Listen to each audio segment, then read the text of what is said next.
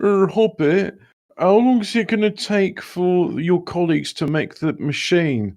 I don't know. Why don't you ask them? Well, I've started the Besides, stream, I'm but I laid haven't off started the this music week. yet. So I shall A start nice warm opening. Yeah.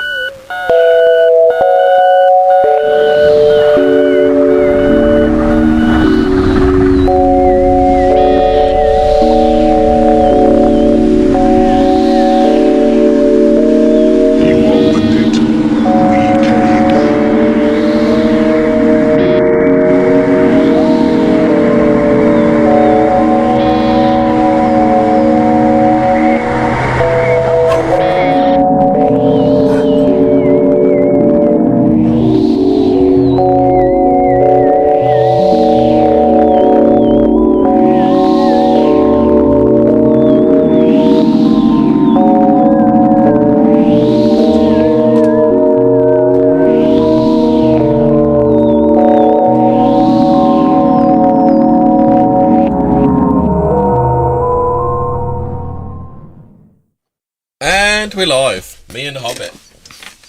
Hello. How are we doing? I'm good. So yeah. moving swiftly on. Nice stilted opening. Well, we got a whole bunch of interesting things in store for you today, and prior to us getting to the meat of the subject, a bit of Antarctica news. Not enough for a whole show in itself, but so one thing Hemi brought to my attention is Antarctica is turning green. New study finds. Is that because of climate change? It's a really boring article. Yeah, basically, global warming means algae are now growing on the ice, and it's turning it green. The algae's turning the frogs green. Yeah, so stop using your cars. Well, we already did that. You know, we're all at home. So, what more do you want us to do? Oh yeah, stop using electricity as well. Yeah. Go back to the dark. Go back to the dark ages. Heat your houses with burning wood. That was don't do that. No. I mean, the new rules say you can't even burn wood or coal. Yeah. Well, so we've never approved of coal burning on this podcast, have we? No. So we're gonna have to just starve and be in the dark and be cold and eat the insects bigger. Well, yeah, if you can even get the insects to the shelves, because there won't be any lorries. Lorries won't be allowed. But meanwhile, China and India are going to carry on doing all the pollution they do. So, yeah, Antarctica's turning green because you had 2 lights on in your house for like 5 seconds longer than what you should have. Feel very bad. Yeah. We've got other Antarctica news. I've got an Antarctica creepypasta, which if are we not talking about it then? I thought you were going to talk about the algae, or is that not interesting? Well, I did. Snow algae are a key component of the continent's ability to capture carbon dioxide from the atmosphere through photosynthesis. Are they making out that it seems like they're just that sounds like some real like pill of like the algae, because there's too much carbon dioxide, the algae's growing. Well, it just sounds there's so much about the story. Turn that light switch off bigger and walk everywhere. Yeah, it's just there's so much about it, it's just bullshit. I just didn't even want to cover it. I mean, oh yes, we had another Antarctica story before I get into the creepypasta. Yeah, it is Antarctica science put on ice by the demonetized virus. Oh no! Yeah, put on ice. It's been put on ice. Oh, this is from the Register. That's why it's got the article. So. Right. The novel Chingchongkov is yet to reach Antarctica's small human population. That's a strange term for it, isn't it? The novel thing. They never said that when we had swine flu or the... Yeah, that wasn't a novelty, was it? Yeah, it was just that's it. No, look. the other Antarctica story, scientists find evidence of a parallel universe. That's the one we wanted to talk about. Oh, it's in Antarctica? Yeah. Well, that's more interesting than this story. A science experiment in Antarctica may have discovered particles from a universe where time runs backwards. So, like, literally, somebody watched Red Dwarf and said, after too many joints, and said, LOL. LOL, I'll prove that really happened. Yeah. Oh, Pengus Khan in the chat saying, not the hecking polar bearinos. Aren't they in the northern or summer hemisphere? I think it's penguins in the south and it's polar bears in the north. Oh, look. Stop using your car. There's a sad polar bear on the telly.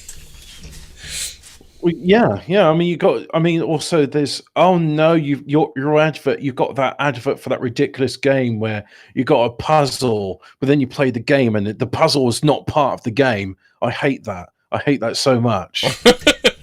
So, why can't trading standards do something about the state of mobile phone adverts? But sorry, just to say, if they were to introduce a colony of penguins in the northern hemisphere, I don't think the polar bears would mind. I think they quite like their new snacks. I thought polar bears couldn't eat penguins because they couldn't get the wrappers off. But I'm here all week. Yeah, we're not going anywhere. Right, so we're going to talk about this experiment in Antarctica. The idea we live in one of practically... Oh, that's why you were talking about mobile games, the kill the goblin shit. Yeah, now you see it. Yeah, I don't know. But like you say, it's nothing like... I've never got to one of those bits. I think I got to one of those bits once. It's such a bait and switch. Yeah. Because that's what people want to play. People want to play that game, don't they? Yeah.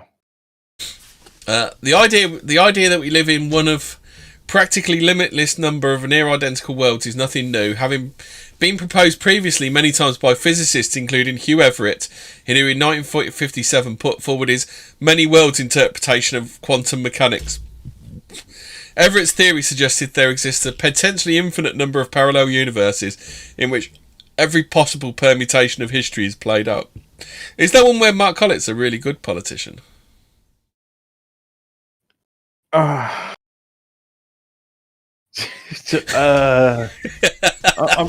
trying to think. Nah. So, or one where Keith Woods isn't a commie. So what if there existed a parallel universe in which time literally runs in the opposite direction? Incredibly, scientists working at the Antarctic Impulsive Transient Antenna. It's called ANITA. Oh, there you go. Yeah, because it's like the Vatican having their own observatory, which is called Lucifer, and they've really had to struggle to come up with like some scientific sounding name. Which detects ultra high energy cosmic ray neutrinos. Neutrinos, buddy. May have actually found evidence that such a universe exists. So, lower. Do you know even what any of this garbage means, Hobbit? Can you explain any of this to me? So, what's a neutrino? Oh, a neutrino is one of those particles which doesn't have mass or it's weakly interacting. Hang on. You know what? It's one of those cool sci-fi sounding things. Yeah. Let me see. Oh, according to Rational Wiki, it's conspiracy theory that the Vatican's got a Lucifer telescope. Of course, it's also a conspiracy theory. They've got a big statue of Moloch that they put up in the Colosseum as well, isn't it? I mean, it's fuck these guys. Oh, I see. So neutrino only interacts with weak subatomic force and gravity. So it's electrically neutral. And they said it was thought to be zero, but now they're saying it has got some mass. All right. So in other words, it's a weakly interacting particle. I'm not sure if it's a weakly interacting massive particle because there was a thing a while ago about searching for WIMPs, weakly interacting massive particles. Because I thought wasn't it photons they managed to send back in time or something? Well, there was something about teleporting photons and molecules. So they have done a form of teleportation. I don't remember seeing much more than that, but so anyway, low energy low-energy neutrinos are able to pass through our planet without interacting with the solid matter. However, the same can't be said for high-energy particles, meaning that they are detected and are effectively coming down from outer space. In one instance, however, the Anita team detected heavy particles coming up from the Earth, suggesting they could in fact be from a parallel universe where time runs backwards. So basically what they've done is they've found particles going the opposite way and then made up a story around it. Yeah. It doesn't really sound that plausible. Which, considering what I'm about to go into next, no, I'll tell you what, the creepypasta I'm going to go into is more plausible. But just briefly, we were going to talk about this thing, Antarctic science being put on ice due to the Ching Chong cough. Suffice to say, the virus means such visits are off the agenda for the summer of this year as well as next year, and that's the entirety of the story. I mean, there's a bit which is sort of saying Saz in the chat doesn't understand we do a warm opening with this show. Yeah, that's right. It's, you know, we have a chat and then we get into the heart of the matter. I mean, a lot of people, they do their introductions and say this and that, but this to me is more fun, because what you're doing, dear audience, is you are finding out stuff along with us about things. But now I want to get into the creepypasta, which you'll find on the Telegram chat. If you go to Fortean Words, and I posted it 4 days ago. It's a PNG file, so you can watch it there. So it starts off. This is from the X board on 4chan. He says, just to preface this, do you work for the government? No. Did you work for the government? Prove it. How can we validate this in any capacity? You can't.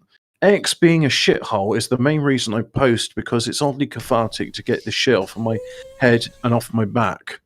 Anyways, Union Glacier Camp has a series of underground tunnels leading to the pyramid. You've heard about the pyramids in Antarctica? Hemi, Sorry, mate.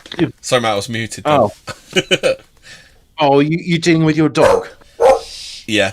Because your dog's been quite chatty today. I mean, he wants to get in. He knows it's about animal mutilation. Yeah, that's it. It's like, I'm going to lend my considerable experience in this. So, well, he is a staffy, so yeah, quite possibly. So, yeah, there's pyramids in Antarctica. There's pyramids in every continent of Earth, and there's this research place. Yeah, I know, because I've seen Aliens versus Predator Hobbit. Oh, did they feature it in there? Was it filmed on location? Have you not seen Aliens versus Predator, that god awful film? I watched it once. I forgot it was. Yeah, that was in a pyramid in the Arctic, wasn't it? Or the Antarctic, one of the two. Oh yeah, the Antarctic. All right, fair enough. Oh yeah. Oh, it was quite bad. It was. Yeah, I literally watched it once on a pirate and never. Yeah, you didn't really miss much. So anyway, a series of underground tunnels leading to this pyramid. In some leaked photos, you can see like a port around the pyramid, but no landed planes or vehicles. That port is used for all-terrain vehicles when they're doing something to the outside of the pyramid. I don't know what. I assume soil and rocks. Are you reading the chat? Flary Canary said, "Dude created a mini nuclear blast in a lab, and all the photons travelled backwards towards it."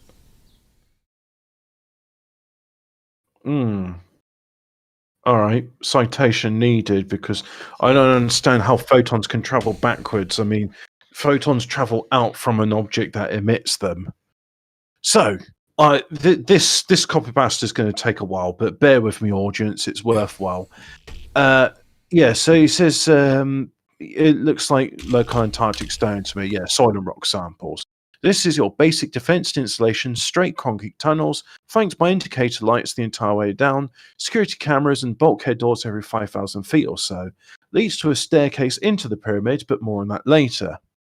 There's a second military installation on Antarctica, obscured by Google Maps at the request of the powers that be. I can't allude to further. And that's where I may have been most of the time. If you've heard the whole, well, wireless and mobile devices existed since the 70s, it just wasn't cost effective, then you get the gist of this. The entire base isn't cost effective and it is about 30 years ahead of the current technological field deployment. Next stage drones, predictive virtual intelligence, uploaded the black boxes of most field drones and fed their logistics, data and operator interaction, and mapped a dummy brain to it, letting it think enough to fulfill its job with minimal operator input, are on hand, but never left standby when I was there. Not sure about lately. Prices and objects, so surface-to-air missile batteries, lol. And the radar they have can track a penguin fart from 100 miles away and tell you how it smells. So I can continue. What do penguin farts smell of? Tuna. Sprats. Fishy. I know it's yellow. I know it's yellow and smells of bananas. Do you, Hobbit? Shark-infested custard? Monkey puke. Oh, no. Oh, okay. I was going to say what's yellow and dangerous. That's shark-infested custard. Yeah. So yeah, he says, at the military installation, we may have focused specifically on advanced robotics. Money can make any of those outside issues disappear. Our response time was good enough that we could put a drone and a missile up the ass of any individual coming up from any direction on the continent. I assume that means continent. Yeah, but he just puts on the content. I mean, it's too bad all these geniuses don't know how to spell. I mean, it seems like dyslexia is a common theme. It's almost like they're a spaz that makes stuff up on the internet. Yeah, it is. But at the same time, you know, this story, there's glimmers of truth in it, which make me go, that could be real. It was really in your mind. We never wanted debris or contact on the land. So if it did occur, they put you in the ocean and let God sort out the rest. The robotics were created for the pyramid itself, which I'll get into. There's a lot of moving pieces here, so I'll stick to what I know. And if I drop terms absent-mindedly, just tell me and I'll circle back around. So a bit of background on myself. I study robotics and kinesiology, specifically development of prosthetic limbs and adaptive technology for ease of life. I was more of an altruist before this, but was recruited into a program to develop this understanding of robotic and human interaction. My dream way back in the day was full integration of prosthetics. So they put me on drone work at the installation. I dealt with repairs to the drones, decryption of data, and re-encrypted transmission of data out to our neck of the woods and to the researchers. I got a smattering of information from the pyramids, but not as much as someone in them. The drones would sometimes come back heavily damaged, in which we would have to salvage what we could, or completely contaminated, requiring us to get into its black box. Oh, he writes "it's" with an apostrophe, so it is. In full hazmat suits and trying to figure out what the fuck happened when they weren't telling us the hows or whys. The team is, of course, heavily monitored. Every aspect of our work is heavily monitored, so I couldn't dissect any of the data as much as I wanted to without something happening. You can interpret that however you want. I've been on X for a while, and I've seen a lot of Antarctica threads, but the one that was closest was about a drunk old man talking to his Freemason buddy about what's inside the pyramids. Using that as a jumping off point, most of the footage from the drones was them rolling through halls and taking photos of the drawings or words on them. The written language isn't one I've ever saw before, and one that I never understood. There was a flow to it, where it lapsed from logical letters into a sharp, elegant script, and sometimes hieroglyphics, all on the same chunk of wall. The photos I saw were depictions of the people involved with the pyramid, or part of Antarctica before whatever happened. Intermission, but I saw this and laughed. And there's a link to, well, it's just a PNG, so I can't click on the link. I didn't hear about this, but it doesn't surprise me. When I was rotating out, they had a bunch of younger Greens and SEALs on security patrol. I assume that's the special forces and not like, SEALs what go oink oink.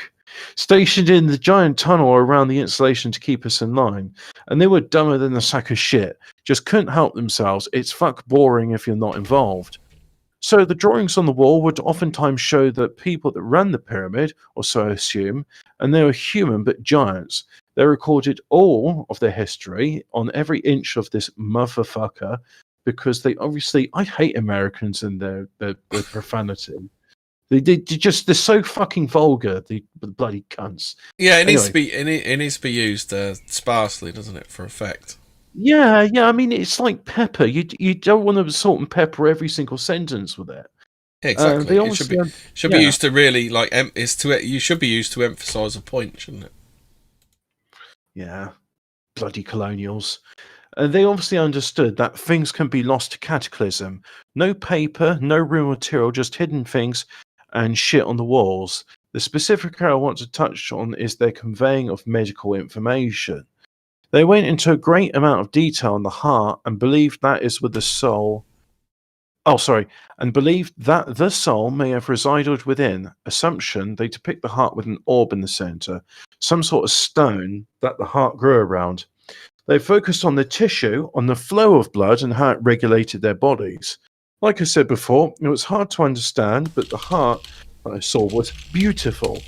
Harumph. Multiple valves, multiple chambers. Tissue it must have been made out of to be so efficient stunned me. I'm cobbling a lot of this together right now, but they had a huge growth cycle. I don't have enough space to go further. Continued. The growth cycle was depicted in photos, obviously. During infant, toddler, and child years, a human standard of like 0 to 8 years old, they could pass a human. They tend to be sickly, so the mothers would care for them daily. As opposed to non-human mothers. I believe this is because their systems were still developed. The problem with these creepy passages, I mean, I am interested in them, but the people that do them are real like spurgs, and these like, yes, the mothers would care for them daily, unlike human interaction where that doesn't happen. Yes, we don't have human interaction, do we? No, my mother didn't care for me daily. It says, I believe this daily care is because their systems were still developing and turning them into whatever they become. This actually makes me think this is an unnatural or influenced evolution. When they get out of their child years, they begin to grow rapidly in their puberty phase. The bones begin to reinforce and grow. The rib cage begins to open up and allow for greater lung capacity and strength. There was an image that depicted the rib cage opening somewhat. Their floating ribs expanding out. The sternum was probably the size of a baseball bat and 4 times as wide. At this phase, they become healthier, but it still didn't work and instead became stronger. Actual applied lifestyle training regimens and organisation within the group. Women tended to assume just a mother role and out further from that, but had a different development. They had 3 extra muscles in their arms. God honest truth, I have no idea what for. It has to be in the text, but I just can't figure it out. History and anatomy of these people aside, the further you get into the pyramid, the worse it gets. It changes from this history of these people to story of predictions of cataclysm. It seems to me they're the concept similar to the Vikings on Flim, but the great winters and snow. You know, some stupid Norse word. Yeah. Great winters and snowfall, extinguishing life and all that detritus.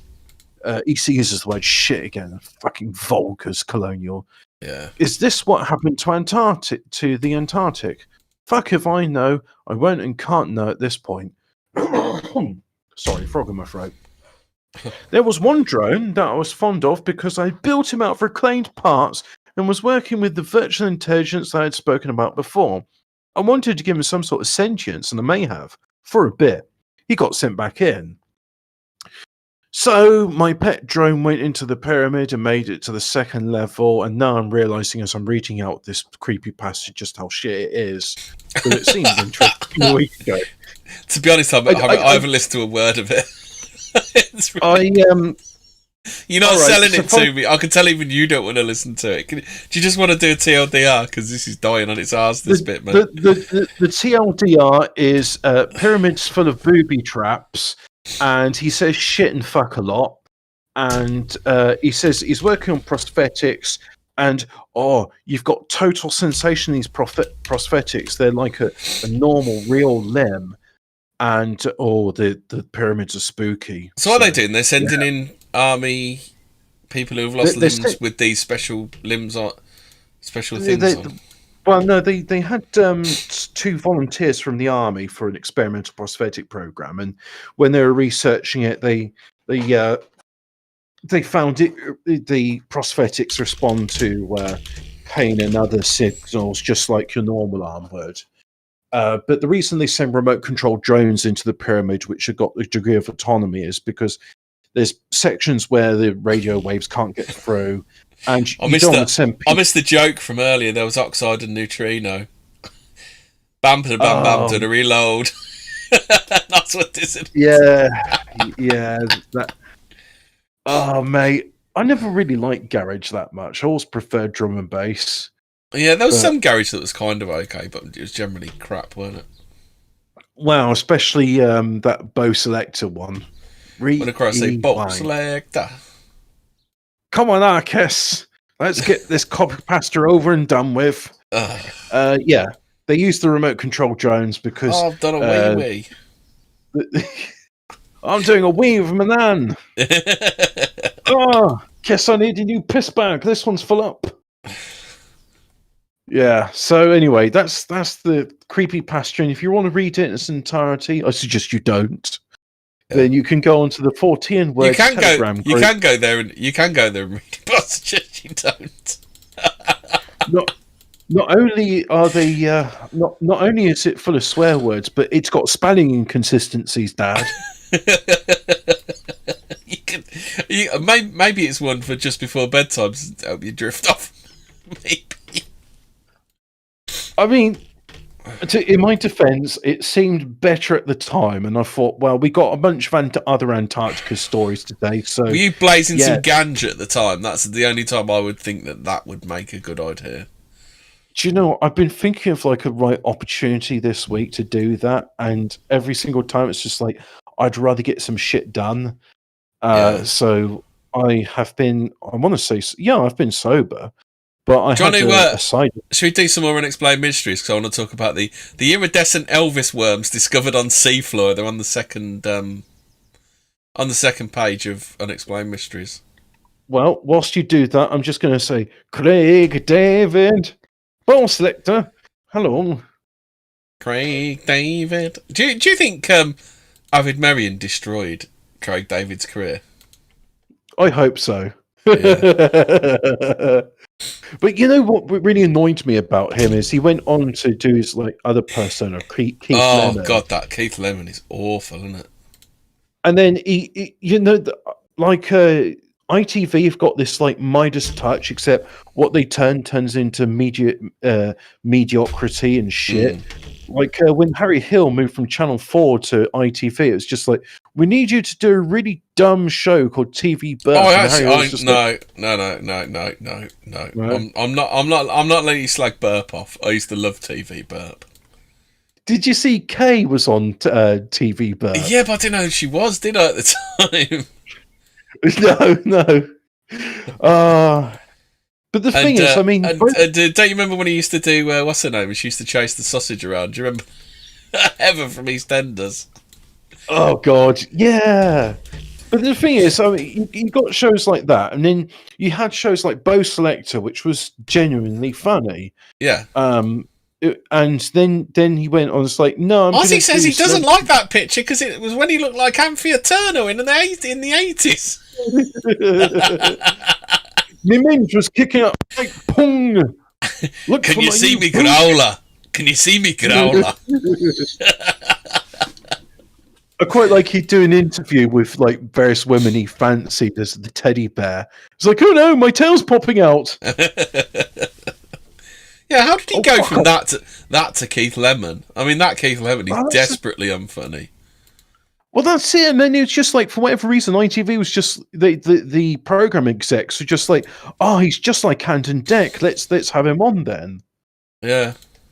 Speaking of which, what is ITV going to do when Anton Deck retire? Are they just going to be like, well, we're finished now, so that's it? Yeah, I think that'll be the end of TV when they go. Yeah, Channel 4 will then become Channel 3, and Channel 5 will have to become Channel 4. Fucking hell, Patsy! I'm gutted. All my DVDs are packed up. I'm ready for this fucking thing. This fucking house I move. once lived with a girl that went to school. I've got series 1 and 2 on DVD of Bay Selector. Oh, they're the good ones. That's when he had Craig from Big Brother locked up in his under his thing. I've met Craig from Big Brother. I bought some trousers off him.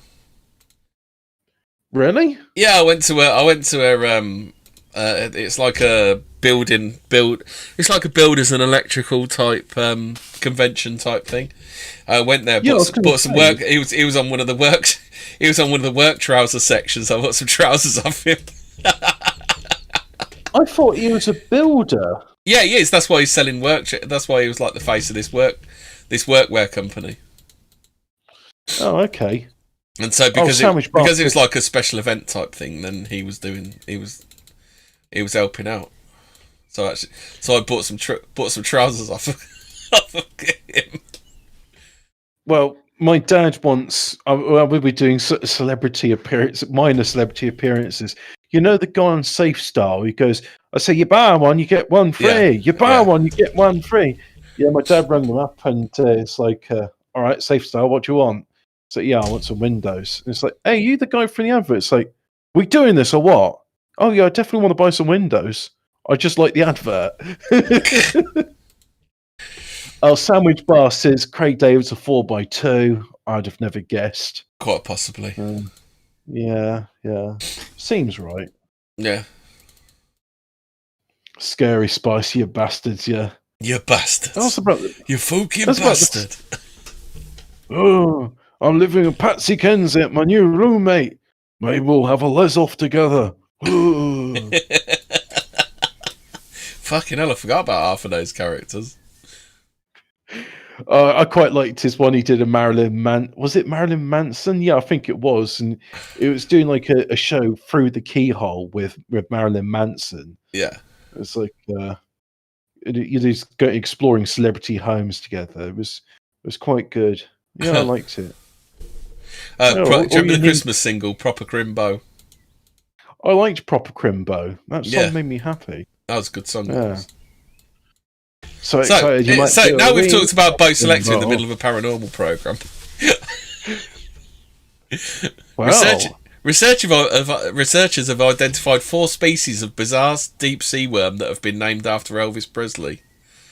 When they found them, were they all shook up?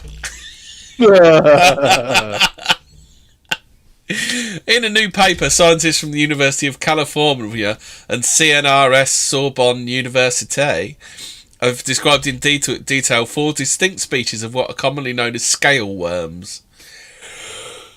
Found 3,000. Don't scale my blue suede shoes. Yeah. Don't stand on my scale worm shoes. Don't sliver on my blue suede shoes. Yeah. Found 3,000 feet beneath the ocean's surface, these peculiar creatures tend to congregate around whale carcasses and other organic matter. However, the researchers were able to use a remote-operated vehicle to collect and retrieve live specimens so they could be observed in a laboratory setting. Wouldn't that have some sort of like... Aren't they designed for like high-pressure environments? What, the worms? Yeah, well, bring them up, see what happens. See if they explode or not. Yeah. Stick them in the microwave, see if they explode. Yeah. So, although each of the 4 species were assigned an official scientific name, the worms have been collectively referred to as Elvis worms due to their iridescent plated covered shells, which bear a resemblance to the sequin jumpsuits worn by singer Elvis Presley. Biggest mystery... Just poke them with a scalpel. Yeah, the biggest is poking with a stick. Cocktail stick, don't you? Yeah. The biggest mystery, however, is exactly why the worms need such striking shells in the first place. They live so deep down that everything is pitch black, and the worms themselves have no eyes, meaning there's no way they can actually see each other. None of the other wildlife at that depth would be able to see their colorful iridescent shells either. As things stand, scientists have yet to come up with an explanation. Well, I've got an explanation. God did it. There, yeah. Moving on. Oh, hey, Forza in the chat, he says, do these life forms have suspicious minds? Oh, dear. Oh, really? What? Oh, the chat are interested in celebrities that have been bluish. And Paul K, you know Dennis Pennis? Yeah. Yeah. Not surprised. Oh, adopted? I thought he actually was. Adopted. Yeah. Well, he is ginger. I think he said that wrong. I think it shouldn't be Elvis had foreskin shoes, shouldn't it? Oh, foreskin shoes. I mean, there's blue suede shoes, but I'm not following. Did you know Elvis was a Rominchil gypsy? He was a gyppo? Yeah. Really? I know there's a bloke down the chip shop swears he's Elvis. Although he's a liar and I'm not sure about you. Yeah. Kirsty McCall, gone but not forgotten. Yeah. Did you want to talk some bollocks now, Hobbit? Did men evolve beards to help absorb punches? No. Moving on. So what bollocks are they saying about? Oh, your beards make a really good armor. I don't know. Is it something to do with the urge to want to punch a hipster? Is that what it is? I mean, for the same reason, it's just like, oh yeah, that's why you got pubes, because it protects your bollocks. I was like, no, it doesn't. I suppose you couldn't actually chin someone. You couldn't accurately chin someone if they've got a massive beard, could they? Yeah, but you can grab hold of the beard, so you can grapple with them more easily. Well, you can grab hold of the beard and then punch them in the eye or the nose, can't you? According to a new study, a full beard can help diffuse the blow of a strong punch and could have offered a basic level of protection for males fighting one another. Did you have a big meal as well? No, I've just had a long day. Oh, fair enough. I had a really big meal. I made a very, very nice gammon. Oh, there's an associated scientific experiment, Hobbit. To test this idea, researchers created an analogue of a human jaw with beard hair, then dropped weights on it to see how much of a difference the hair actually made to damage inflicted. I mean, to me, this just sort of sounds like somebody's like, oh, I need to do something for a dissertation. I know beard hair is being like a combat advantage. Yeah. And obviously it's some sort of specky twat who's never been into a fight before and doesn't realise that if you have a beard, you're at a disadvantage. Yeah. So it's just, it's bullshit. I mean, it's simple. You get beards so that when you're cold, you've got a beard. Did you want to do the revisited the mystery of the A333 ghost crash? That's a joke, Hobbit. Which is not as fun as the A1111. It's the A3, not the A333. I was making a joke. Actually, it is quite funny because it's near Burpham. Fuck. Just in case the chat's wondering about this, there's a guy called John Shuttleworth, also used to be called Jilted John. And he did a song called Having Fun on the A1111, which is like the A1, but 4 times as fun. Yeah. Mm. Right, a chart sighting of a car accident by a member of the public spawned an urban legend that endures to this day. Britain's roads and motorways are certainly no stranger to tales of the unexplained, with stories of phantom hitchhikers and tormented apparitions being commonplace among stretches of road. Oh, some of those phantom hitchhiker stories are shit you up, don't they? You ever seen them? You ever read that one about the bloke picks up some bird and gives her a lift? She says, "Oh, you can just drop me just here," and it was the cemetery. And then she did, and then she got out, and then she disappeared as he pulled up to the cemetery. Yeah, I mean, of all places for a ghost to be picked off, it's just like, oh yeah, can you take me back to the cemetery, please? Yeah. Oh. That's just... So one of the most peculiar such sighting occurred on December the 11th, 2002, when a member of the public called the police to report a car accident. A vehicle had been seen losing control and leaving the road on the A3 near the emergency slip road at Burpham. Oh, sleepy episode tonight. When police arrived at the scene, they were initially unable to find any sign of a crash. However, it didn't take them long to discover a Vauxhall Astra in a ditch nearby, obscured by the undergrowth. Disturbingly, the remains of the driver were also discovered at the scene. What made the tragic discovery all the stranger, however, was the fact the car and the victim had been seemingly lying there undiscovered for over 5 months. The deceased turned out to be a man wanted for a robbery that had taken in place July of that year. So if the crash had occurred 5 months before, how did the witness see the car leaving the road? Could they have witnessed a ghostly replay of the accident? To this day, no definitive explanation has ever been found. Oh, just to answer my life in the chat, the gammon I did was with mashed potato, and that was it. No, I baked beans as well. Yeah. Can't beat some beans. Good stuff. Can't beat some baked haricot beans, can you? Oh yes, the haricot blanc. Haricot Is a beans. story. Yeah, here's a story I'm reading. It's called U.S. Navy patents tech to create plasma UFOs. Except it's not plasma UFOs. It's let's put it in the resources, because that's what I was last in. Right, there we go. So the long and short of it is the US Navy are going to create phantom aircraft with plasma, which were going to fall heat-seeking missiles.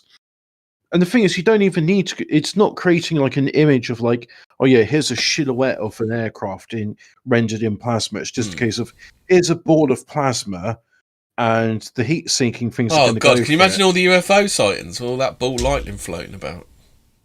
Well, it literally will be ball lightning, because previously to that, planes would use magnesium flares. They tend to use them when taking off and landing.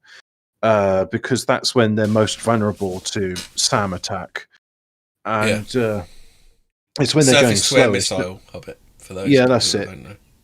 It's when they're close to the surface and they're going slow. So that's why they deploy these magnesium flares, and the magnesium flares are hotter than the aircraft's engines.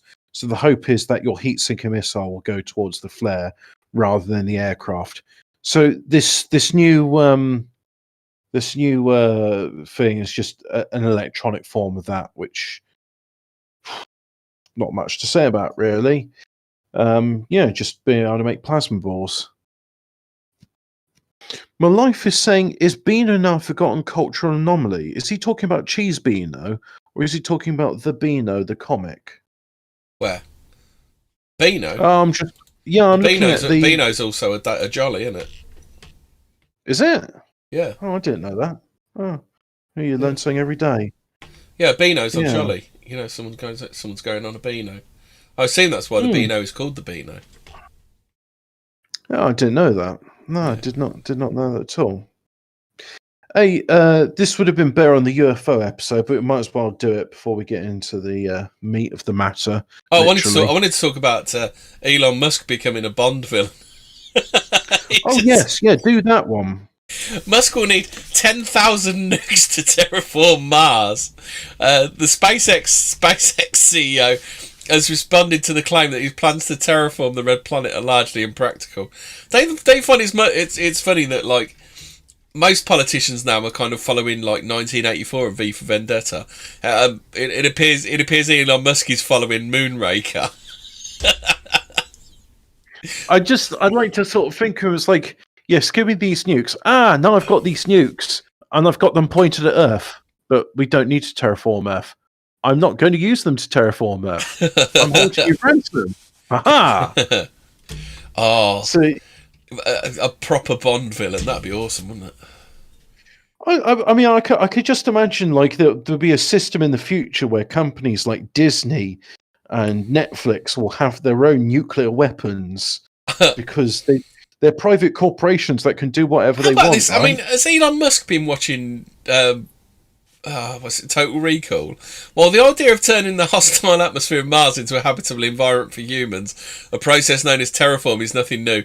Elon Musk raised eyebrows back in 2015 when he suggested the most effective way to accomplish such a feat would be to drop thermonuclear weapons at the planet's polar regions in an effect to warm up the atmosphere. I mean, yeah, you can do that, but the other thing as well is you need to import vast amounts of water into it, because as far as we know, there isn't much water on Mars at all. Can't they just have like big ice cubes ready with like heaters to stick in them that could be set off by one man putting his hand on it? Well, I was going to say the way Yeah, you do that effectively. You got to go out and capture comets to fling towards Mars. Yeah. But I think the idea of terraforming a planet which has 1/3 the gravity of our own and doesn't get much sunlight, it's impractical. Terraforming Venus, whilst it would have the same gravity as ours, that's impractical too because of the way it has its day-night cycle, which is like a year long. I think that really, if we're going to talk about like off-planet habitations, an O'Neill cylinder like Babylon 5, that's what we got to look into because there you've got. Well, you've seen Babylon 5, right? An O'Neill cylinder is a space habitat, and it rotates around, and they figured out the minimum size it has to be so that you can have they're saying like the amount of rotations you can have per minute or rotations per hour, I should say, where if you do it more than this amount, people know they're spinning around and it's quite disconcerting. But you do it less than that amount and people don't notice that they're spinning in an object and it just feels like normal gravity. So you've got to spin it slowly, and in order for it to be one Earth gravity, it's got to be a certain size around. But if you make a cylinder like that, and assuming you've got, well, you could do it solar power, but really you want fusion power for these things. You've got yourself an artificial habitat, and you don't need to bring up material from planets. You can just mine them from asteroids to do it, so that you don't have to waste all that fuel getting out of the gravity pull of even a small planet like the moon. So that's what we got to be going. I mean, this idea of terraforming Mars, it just sounds like bollocks to me. I mean, anyone that lives on Mars will never be able to come to Earth. The gravity is just too much. And I reckon it will probably cause problems which people can't foresee because we don't know what the effects of living in 1/3 the gravity of our own is. Although, one of the first science that you ever read John Carter? John Carter? No, I haven't actually. I've seen the film, but I haven't read the book. He basically gets superpowers because he's got super Earth strength, and he goes on Mars. It's like, I weigh 1/3 of what I do, so he's just leaping about and running and stuff. Yeah.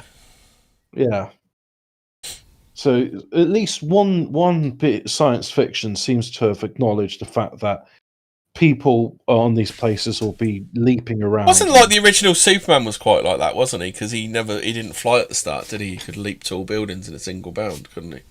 And he had greater strength. And he had greater strength as well. So I think possibly. Well, John Carter predates this by a very, very long time. So I assume they just borrowed the same thing for Superman, didn't they? And then they decided that he's going to have X-ray eyes with laser beams, and he can also fly. Yeah. And for some reason, he's got a cover job as a journalist where nobody can know that actually secretly he's part of the chosen few and attends Krypton synagogue. Oh wait, no, I'm getting this confused with something else. I don't know if I'm fancy mutilation. Should we just carry on finding stories because there's quite a few to get through, aren't there? Yeah, I mean the thing is with mutilations, it's just I can say one bit of creepypasta I read years ago. It was one of those UFO things, and I can't remember exactly what it was, but it was somebody talking. Oh, it was a book I bought. Yeah, the guy seemed quite credible, so I bought his book, and he said they analyze people for ESP in these armed forces, and if they've got the right sort of sensitivity, they can get them. They put them into the special programs. I mean, it happened to my granddad. His ESP was helpful in working on the early radar systems, the chain home ones, as it was. And you've got this thing called noise. Anyway, I don't want to get into it, but basically he could see signals in the noise, whereas now you use computers to do that sort of thing. So this guy, he was working in this extraterrestrial communication program, as he was able to receive the information in his head, and then he'd write it out. And he'd say with the grains that they weren't human. He says they were more machine-like than a living being.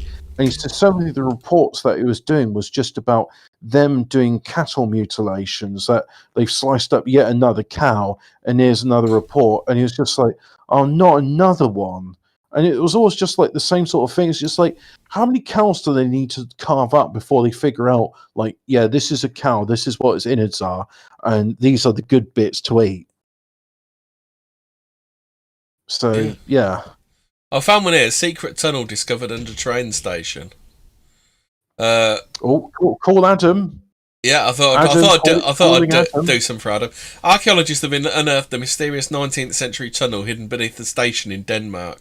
The passageway, which was found underneath Osterport station in Copenhagen, is square shaped and measured 3 foot wide, 3 foot tall, barely enough for someone to squeeze through. Held together with wooden beams, the tunnel appears to pass under what was once Copenhagen's defence rampart, suggesting it may have been an escape passage. When you find such a tunnel, it gives a rush to the body, said archaeologist Christian Andreas Flensborg. You ask how extensive these systems are, and there are many more tunnels. So far, around 10 feet of tunnel has been excavated, however it's thought to be much longer than that. The tunnel is seemingly cut off by the rampart at Osterport station, but the other end continues under Ostenbangenard, said Flensborg. We don't know if it turns or where it ends. It's a mystery. The wood used to build the secret passageway came from a tree felled in 1874, according to new analysis. Interesting. Do you want to do about the DARPA requests large underground facilities? Because you did that creepypasta the other week, didn't you? Oh, what about deep underground military bases or DUMBs? Yeah. Oh, I want to. I'm looking more in UFO news. Oh, Stash is on Discord. Oh, okay. Oh, I've seen he's in the chat. So hi, Stash. I should invite him into this. He says, so Japan's Defense Minister Taro Kono has responded to the Pentagon's recent release of declassified UFO footage. So what do they do? It said the Japanese government spoke out on the topic. UFOs were saying that no confirmation has been made of their existence. Well, that seems a bit dismissive. I mean, there's definitely the existence of objects which are in the sky and can't be explained. You know, that's an unidentified object. That doesn't look like any commercial military aircraft. He says, during the news conference, Taro Kono indicated that the subject had been forgotten about and he suggested that he wanted Japan's own self-defense forces to come up with a plan of action for dealing with any future encounters with such objects. We would like to establish procedures in the event of an encounter that is made with a UFO, he said. Its video can be taken of a UFO encounter, and if a report is possible, then a report will be made. Discussions be held with Air SDF about just what can be done.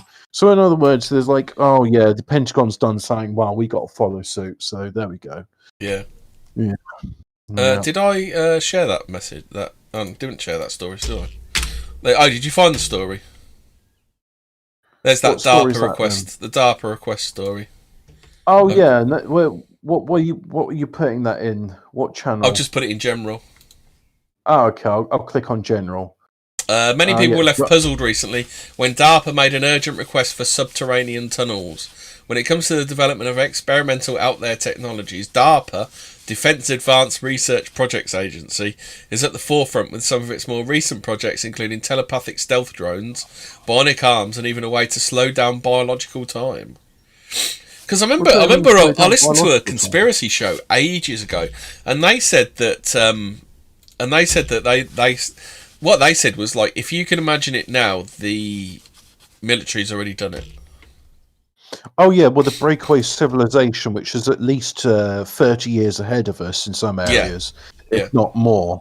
I think that's why it seemed plausible that other creepypasta, because he's saying, yeah, in 30 years' time you'll get prosthetics which have all the sensations you get from your normal limbs, and it's because of these pyramids in Antarctica we're getting the technology. Because isn't Wi-Fi supposed to be an alien invention? Well, the one which my dad's convinced is an alien invention is the transistor, because he says he remembers the transition from valve to transistor amps, and he just says transistors do not sound human. And he also reckons that the laser and the light emitting diodes just do not seem like human technologies, but that's his opinion, and I don't know about that.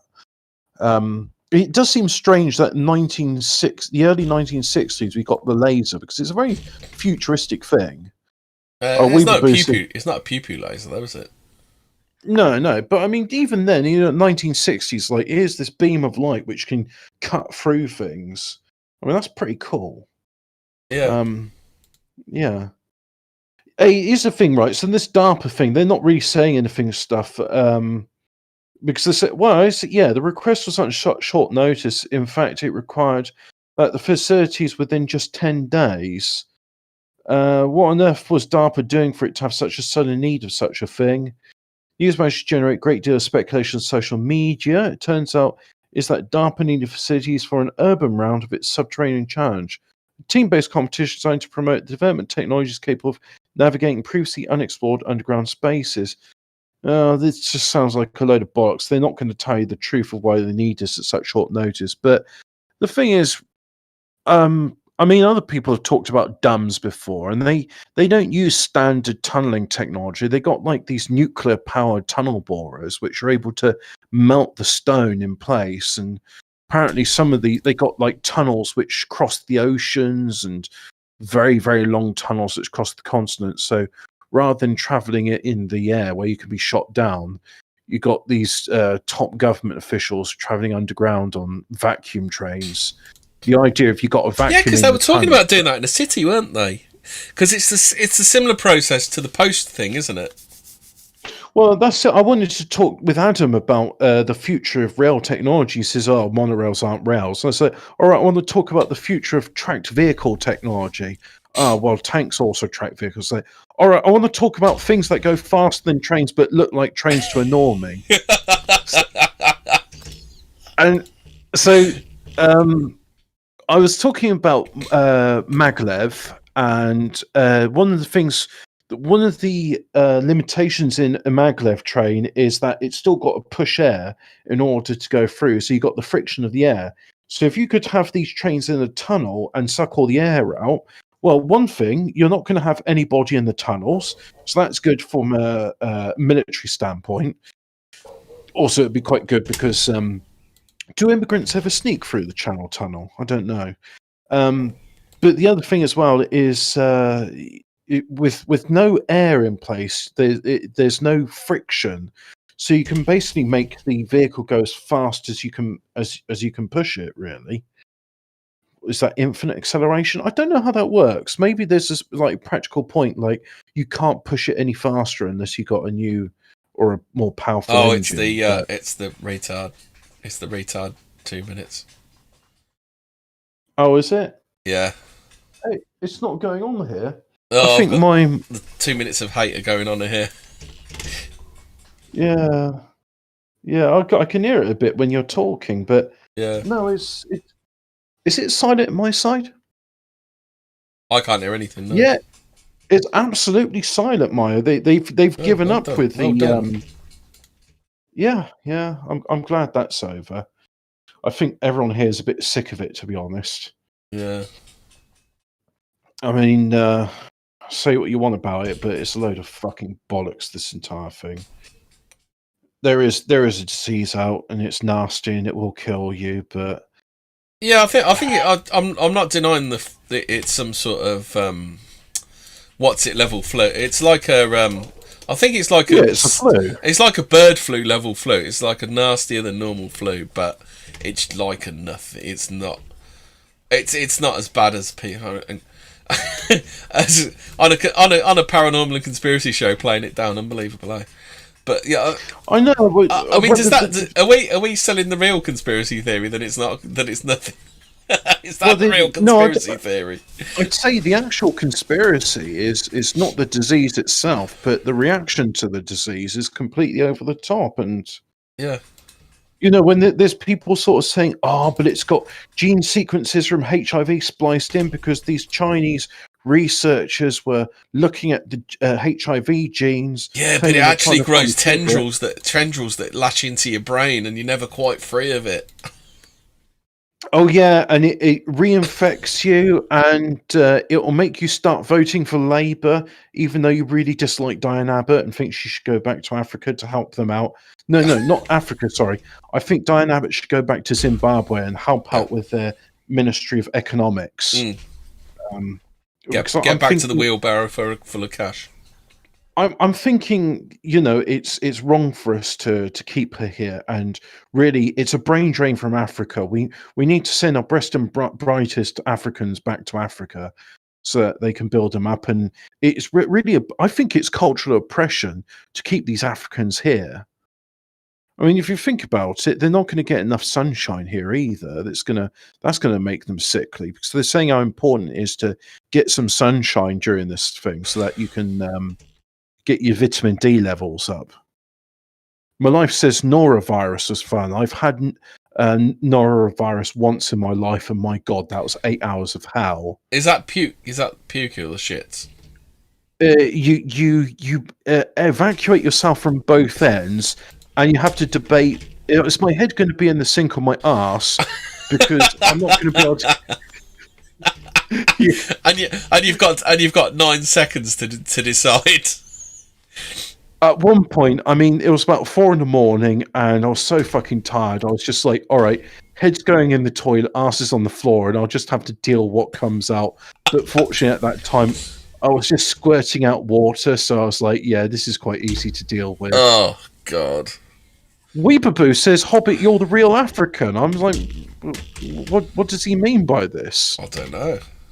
Maybe he means because I care so deeply about Africa that I want to send our best and brightest Africans back there. To be honest, I don't even want to send the best and the brightest ones, because this IQ nationalism thing's bullshit.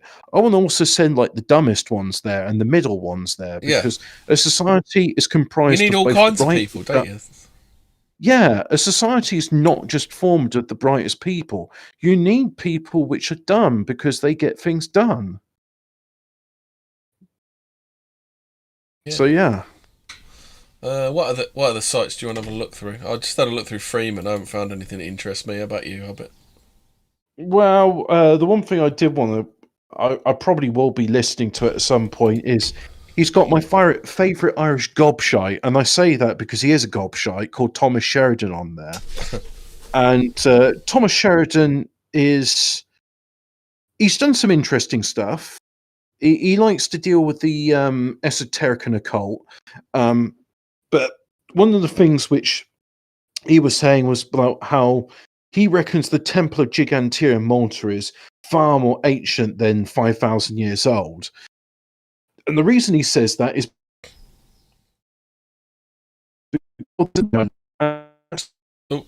your internet's taking a shit on me, Hobbit. Yeah, my internet's taking a shit on me as well. Oh, right, okay. So did you... No, I just... Oh, dear. So did you hear anything about aqueducts and things like that? No. Did you hear me saying Thomas Sheridan... Thomas Sheridan's going to be on Freeman, and then that's about it. Oh, Thomas Sheridan, he's a gobshite. And what I want to say, preface that is...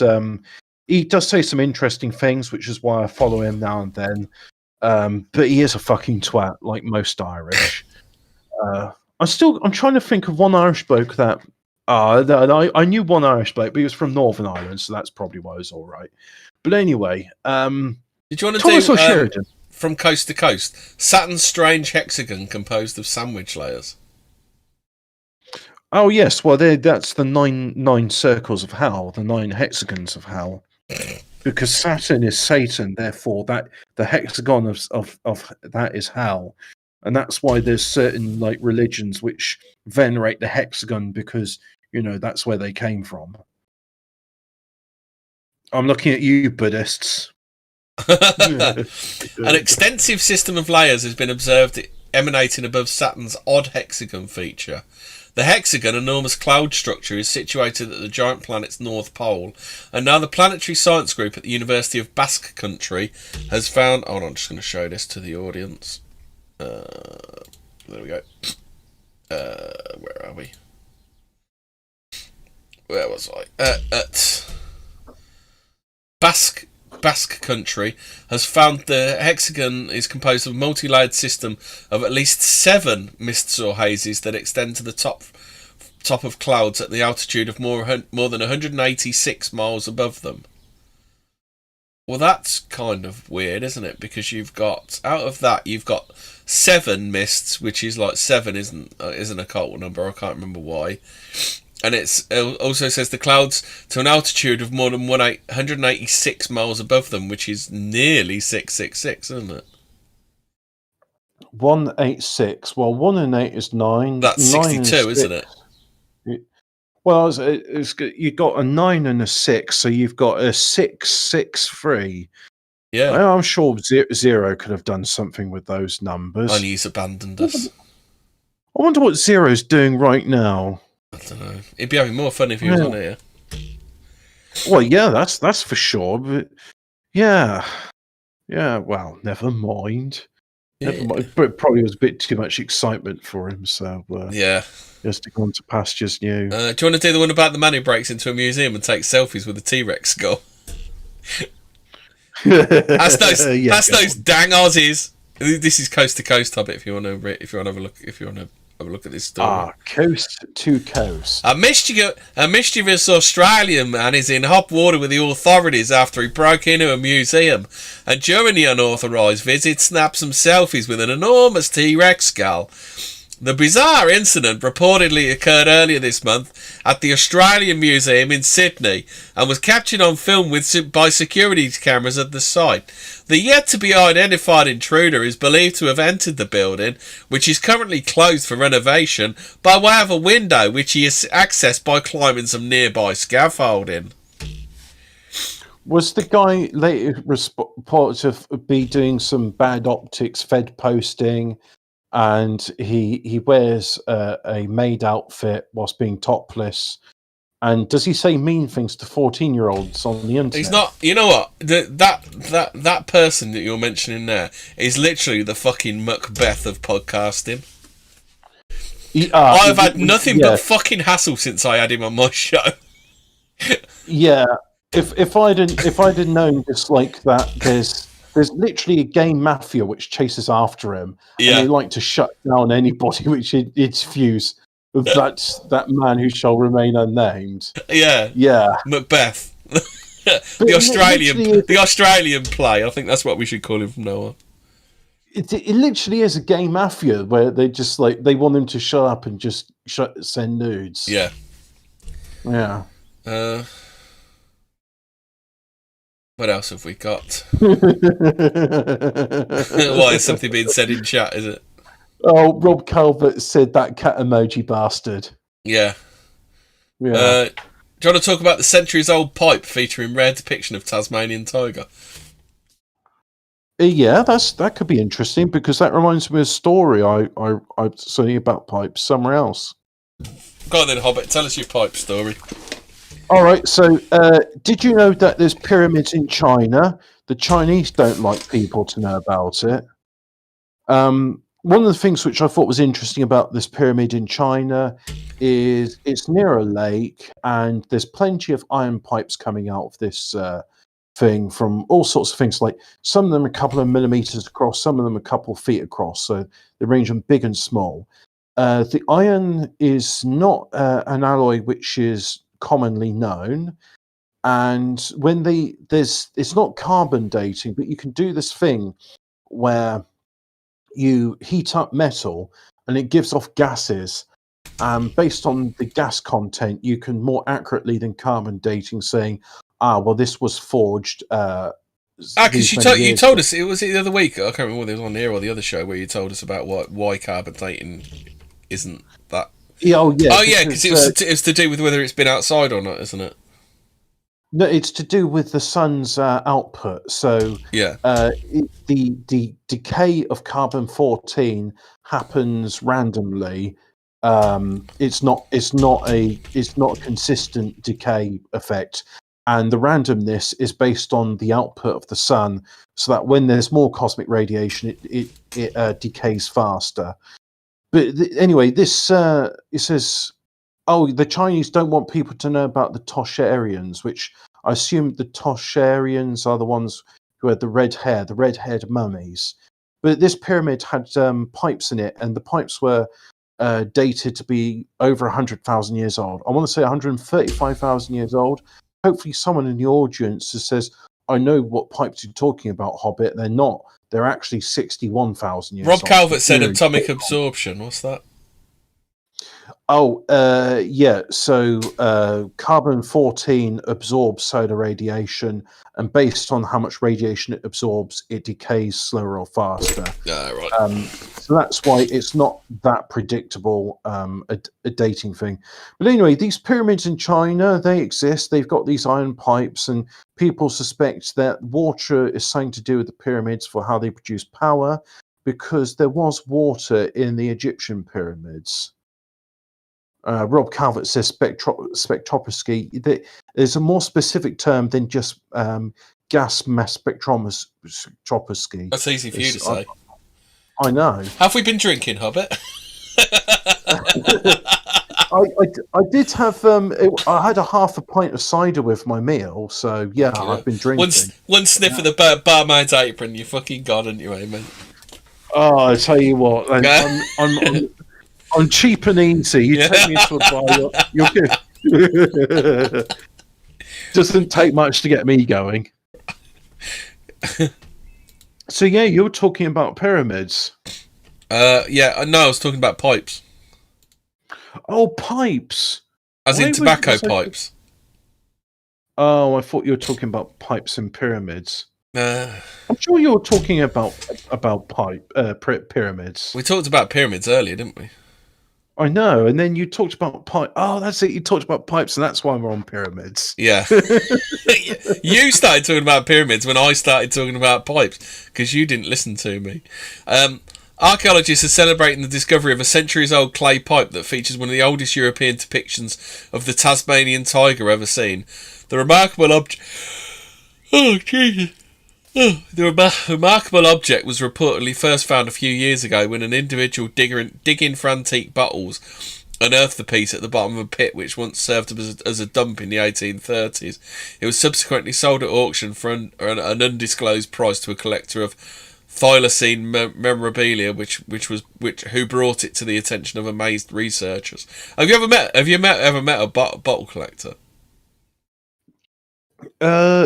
No. They are absolutely amazing people. I used to work with a guy that used to collect toothpaste lids. And these like 1800s toothpaste lids, so they're obviously really, really nice.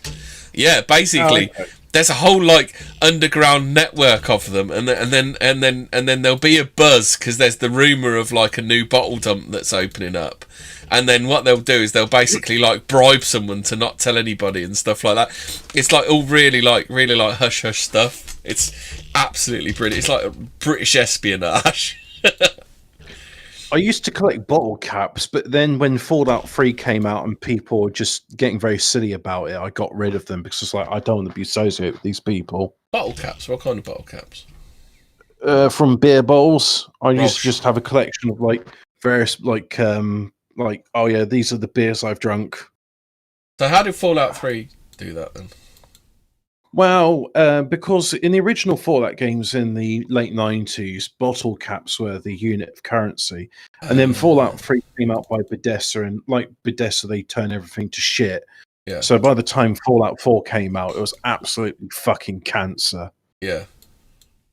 Yeah, because do you remember Bros? You're not old enough to remember Brossettes, are you? Fans of the pop group Bros? No. They used to put Grolsch bottle tops on their shoes. Oh, I've heard. Do you remember the Grolsch? You ever had the Grolsch with the pop top ones? Yes, I have. Yeah, because I remember went on a skiing trip to Austria, and they did a beer called Land Beer Hell, and that had the same bottle top on it. You know, with the metal mechanism. I like it that someone showed me this map because I've always known that fucking's in Austria. In southern Germany, to the west of fucking is kissing, and then there's just slightly to the north and the east in Germany again, you've Blowjob? got marriage. No. No, you got marriage. So you got marriage, you got kissing, fucking, then marriage. Nice. Yeah. Oh, Rob. It's not Rob Calvert. No, who is it?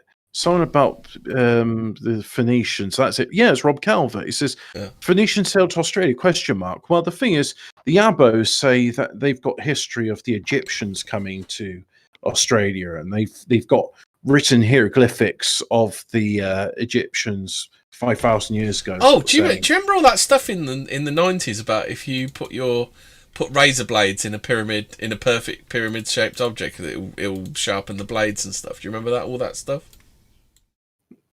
That sounds a bit like orgone energy, but no, I didn't know about that. Oh, it was huge. I mean, even Terry Wogan spoke about it on the Wogan show. It was like that big. It was like a really weird time in the 90s. And pyramids, because they have to be perfectly done pyramids or something. And if you put blades in there, they'll sharpen themselves. So how is it that Terry Wogan was just talking about like using pyramids to sharpen blades? Because it was like a big thing. Yeah, but then they had David Icahn and were taking the piss out of him. Yeah, that was when he was really wacky, though. They said he was the son of God and did the yogic flying, weren't it? Oh, and he would always wear turquoise, so he'd have a turquoise shell suit. Yeah. There was a fashion choice which I don't think will be repeated anytime soon. Let's talk about pyramid power. If you want to talk about pyramids, I'll show you the Wikipedia. Well, I mean, you've not been to my hobbit hole, but Cappy's seen my orgone energy crystal, which is in the shape of a pyramid. Right, so pyramid power refers to the belief that the ancient Egyptian pyramids and objects of a similar shape confer a variety of benefits. Among these are assumed properties are the ability to preserve foods, sharpen or maintain the sharpness of razor blades, improve health, function as a thought form incubator, trigger sexual urges, and cause other effects. Such unverified theories regarding pyramids are collectively known as pyramidology. So the Pyramid Casino in Las Vegas, if you go into that where you start getting randy and it's a good place for a shave. Yeah, take your razor blades in there. I don't know. Do you want to read about this? In the 1930s, a French ironmonger and pendulum dowsing author Antoine Bovis. Do you know him? No. I do know that pendulum dowsing is a thing, though. I don't understand it myself. Developed the idea that small models of pyramids can preserve food. The story persists that Bovis, while standing inside the king's chamber of the Great Pyramid in Egypt, saw a garbage can inside the chamber, piled with dead animals that had wandered into the structure. Noticed these small carcasses were not decaying, and inferred that the structure somehow preserved them. However, Bovis never claimed to have visited Egypt. In his self-published French-language book, Bovis and Boothhead. Bovis and Boothhead. Is that what Rob's put in the chat? Is it? No. Rob, he's making me laugh, and I just want to deny that. No, I don't put adverts up on Craigslist to charge up my energy crystals with other guys where we jerk off naked. And there's nothing gay about it. We're just doing it to charge up our crystals. Yeah. Hell yeah! Hobbit charges crystals. Build your own orgone energy was Wilhelm Reich, wasn't it? Yeah. I saw a bloke, and he was making attractive objects with orgone stuff. So I was like, "Yeah, I'll have that pyramid. Oh, it's £30. I've got a 25. All right, it's a deal." Spitfire is an amber ale, apparently. Yeah. But what about? I haven't seen Badger Golden Champion for a while. That's bothering me. Oh, Hobbit! When you come up mine, I'll take you over to Costco. You can get the 12 box. You get three. You get 3 Golden Champion, 3 Thirsty Ferret, 3 Tanglefoot, and I can't remember what the other 3 are. Yeah, because we're going to do that. What was it? Hemi and Cappy go to Costco. Yeah. An expose. Yes. It's not bad for. I think it's about 14 quid. You get three bottles of each. Aldi are doing 18 cans of Carling for 12 quid at the moment. Oof. I know. You can get 20 at Costco. You can get 20 bottles of Coors for that. Oh, that's all right. What are they, 440mm? 330s. Oh, okay. Well, these are 440mm cans in Aldi. Yeah, but I'd rather buy. Yeah. I don't buy cans anymore. I just buy bottles. I find that the taste transfers into the beer, doesn't it? It does. The cans have a plastic lining to stop the food contents acids eating the aluminium. Yeah, and I think that taste transfers into the beer because it's Oh, of very course rare it does. you'll have a decent beer from a can. Yeah, well, yeah, no, you don't. It needs to be glass bottles. Yeah. I reckon that the plastic and cans, that's like a conspiracy to cause globalization, because it's easy to transport beverages in plastics and cans. Whereas if you're doing it in glass, a significant proportion of the weight is the glass itself. So if everyone had glass bottles, it would encourage local distribution as opposed to like shipping plastic bottles halfway across the world, which seems a bit silly. Mm. So, you found any more articles you want to talk about? Rob Calvert says organ crystals stop 5G. Well, what frequency is 5G? Is it 2.4 gigahertz? Is it 5 gigahertz? Have you seen the video of the robotic dog patrolling the park in Singapore? No, I didn't click on it because it was going to make me depressed. Yeah. Yeah. Oh, Distant Thought says his local's a Badger Brewery pub. Oh, nice. Nice. Somerset lad. Oh, Sunken Church reappears. Where's this? Oh, Venezuela. Oh, I was going to say, did not Jean-Paul Sartre, that's not a composer. Eric Satie. Yeah, Eric Satie. He did an album. He did a composition about a sunken cathedral. No, Claude Debussy. Not Eric Satie. Shit, that looks like a bit of wood. You seen this one? I'll just stick it in general. Weird rock found on Mars. It appears we're doing a space episode of it. Yeah, sure. I mean, yeah, anything but mutilations. They give me the heebie-jeebies. Yeah. But just a brief sort of side to that. Yeah, the guy got fed up with it because it's just like, why do these Greys keep mutilating cows over and over again? Yeah. I mean, what? That looks like looks like wood, doesn't it? Looks like wood with the paint peeling off. Yeah, it really does. Well, then again, have you heard the conspiracy theory that the Mars rover is actually in the Arizona desert, and that I really need to watch Capricorn 1 again. Oh yeah, I saw that. I think that it's on YouTube. I think the last time I watched it was probably like the 70s or 80s. And there's another film, I think it's got the same bloke in it, called Bug. Have you ever seen that one? Where like a crack appears in the desert and the guy's investigating these bugs which can start fires. Oh, okay. I was thinking of the ant film from the 70s where they got these like really intelligent. Apparently there's another ending for that, isn't there? I heard someone talking about it the other day. Phase 4.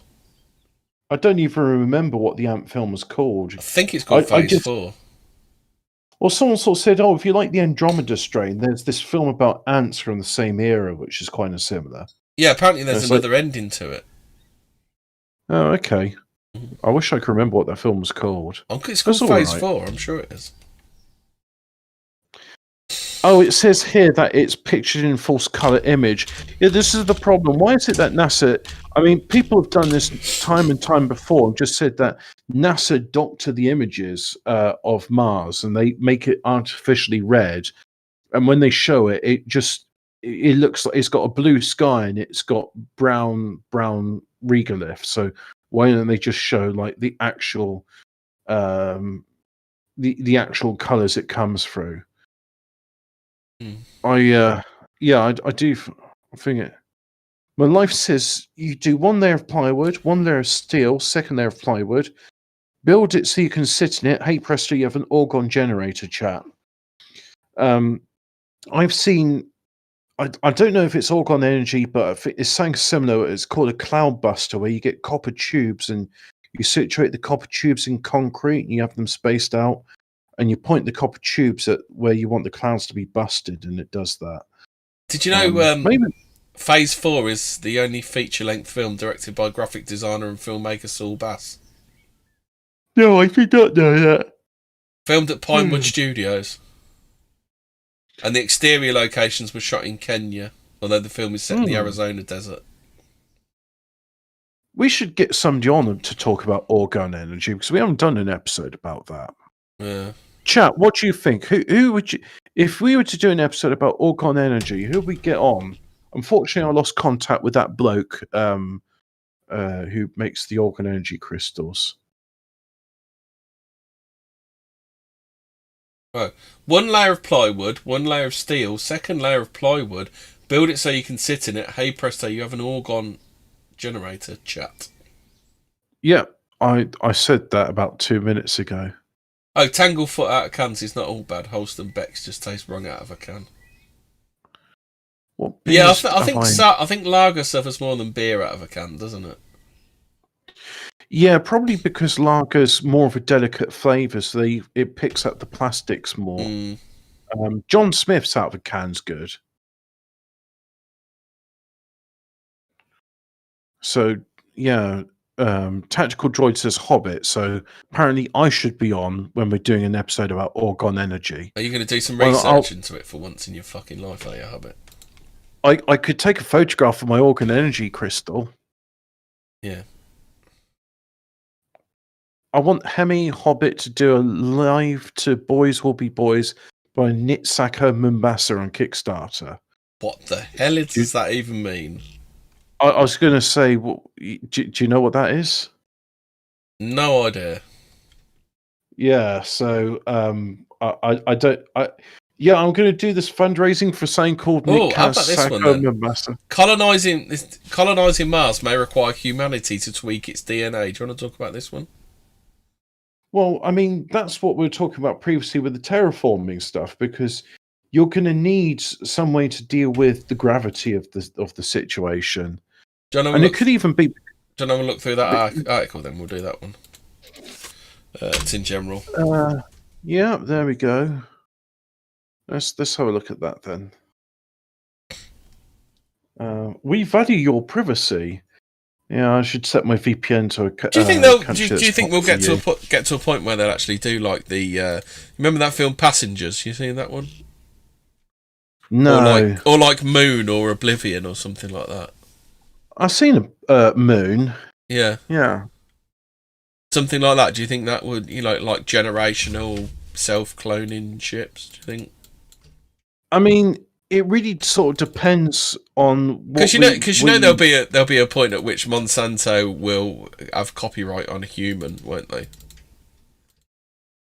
Because basically Monsanto are just allowed to do whatever the fuck they want, aren't they? What, like nearly all large corporations? Yeah, I mean, literally, are they going to like create a human like fetus thing that they keep cloning and cloning and cloning, but because they've created the fetus and genetically modified it, they're then the owners of it. I've said this before in Fortean words, but I don't mind repeating myself. Is that it's illegal to do experiments on human clones, so they just do it willy-nilly in China anyway. Yeah. But in countries where it is illegal to do experiments on human clones, however, if that clone was to say be 99% human and 1% other, so usually another mammal like a cow or pig or a sheep, well, that creature is no longer human. It's a chimera. Product. That's a product. Yeah, well, because that's what all they've done is tweaked crops, and then they own it. Which means then if their seeds end up in your field, even though you're surrounded by their customers, they can do you for copyright. Yeah, well, I know it's absolutely ridiculous, but the thing is with these chimeras, I mean that's the medieval term for this sort of abomination. It's not a new thing. There was a TV series called that in the 90s, wasn't there? Chimera, based on a book. Oh, okay. But with these chimeras, you've got 99% human, 1% other. Therefore, it's not legally a human, And Tactical Droid says it's a mutant. Well, I'm calling these chimeras because it's, you know, a mutant human is still 100% human. It's just mutated. These are chimeras. So it's got 1% other. It's not legally human. Does this sound like anyone you know? So the plot of Chimera is the story focuses upon Chad, a young half-boy, half-chimp, developed by scientists as part of a top-secret government operation. However, Chad becomes aggressive, strong and uncontrollable, with the ability to communicate on a human level. Escaping from the lab, brutally killing several nurses and scientists in the process, the hunt is on to find and capture Chad before the public encounters this strange and dangerous creation. During Chad's escape, he wrestles with his natural child tendencies after befriending some local children and trying to control his wild inner instincts. With the nurses, did he offer to spunk in a cup for them, or? And when they rejected his romantic advances, he killed them. Well, it says during Chad's escape, he wrestles with his natural child tendencies. Didn't he just like wrestle with his pee-pee into a cup? Tactical Droid says we're getting a ship of Odysseus, which I know is a Trigger's brush paradox of what is a chimera and what is a mutant. No, mutant is 100% human or 100%. Doesn't a mutant kind of imply natural? Yeah, because the thing is, like, if the malformed children from consanguineous relationships, which we see a lot of in our country now because we've got cousin brothers, those are mutants. And as fucked up as they are 100% Homo sapiens, unfortunately. A chimera, you're not going to get a naturally occurring 99% human, 1% cockroach. These you can legally clone, you can do whatever you like with them because they got no legal rights. It's just your genetic experiment. I mean, I'm sure if these things were to reach the light of day, people would condemn it. Oh, did you know this, Hobbit? Well, I'm talking about that Mars thing. It says, genetic enhancement may not be restricted to the page of sci-fi novels for much longer. For example, scientists have already inserted genes from tardigrades, tiny, adorable and famously tough animals that can survive in the vacuum of space, into human cells in the laboratory. Well, didn't Israel dump a load of them on the moon, tardigrades? Yeah, they did, and because there's like, oh look, it's once again it's Israelis making sure that these unwanted refugees are going to a place where they shouldn't belong. Yeah. Weeaboo says chimeras occur naturally in Angola. I'm not sure a woman having unnatural relations with a chimp could be considered natural. Well, a chimera is actually from from the Bible. Isn't it legend? Well, the chimeras are mentioned in the Bible. It's. You sure it's the Bible? Well, in the flood, when there was talk about... No, it's Greek mythology. It was a monstrous fire-breathing hybrid creature of Lycia in Asia Minor, composed of the parts of more than one animal. It's usually depicted as a lion, with the head of a goat protruding from its back and a tail that might end with a snake's head. It was one of the offspring of Typhon and Echnida, and a sibling of such monsters as Cerberus and the Lernaean Hydra. Oh, fair enough. Well... The flood story is also about there was a bunch of genetic aberrations from humans and giants crossbreeding with one another. No, sorry, Nephilim crossbreeding with humans, and you get giants. And then the flood was to wipe them all out. So I assumed chimeras were kind of the same sort of genetic experiments. They're just they are unnatural.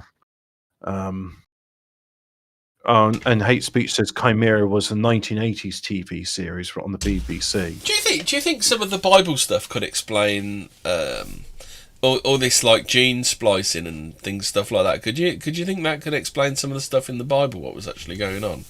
Like people with gene splicing, fucking around with DNA, and then it led to a massive catastrophe or something.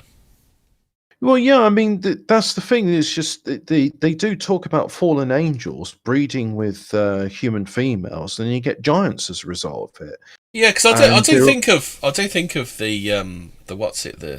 the God is an astronaut theory. I kind of sway between that and God is God.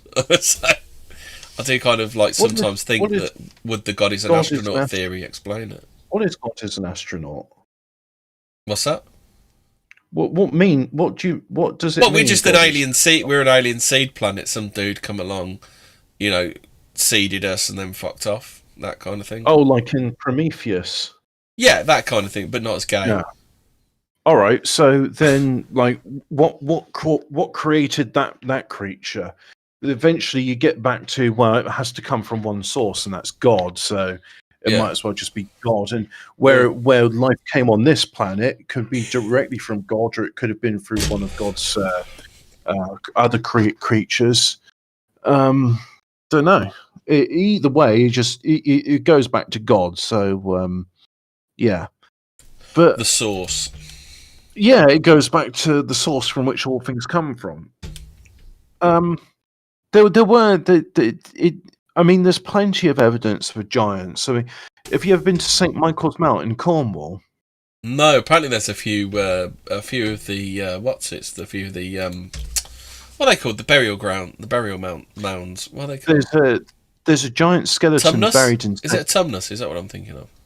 I don't know, but in St. Michael's Mount there is a giant skeleton. It was exhumed in the 1950s. I'm sorry, I don't remember the exact date. And they're like, oh yeah, that's a giant. Then they buried spirited away, did it? No, they buried it again. So apparently it's still there in St. Michael's Mount. Be interesting to use some ground penetrating X-ray to have a look at it. But at the same time, if it was uncovered in the 1950s, I should be able to find more information. Yeah, I mean, thought there'd be pictures and stuff, wouldn't you?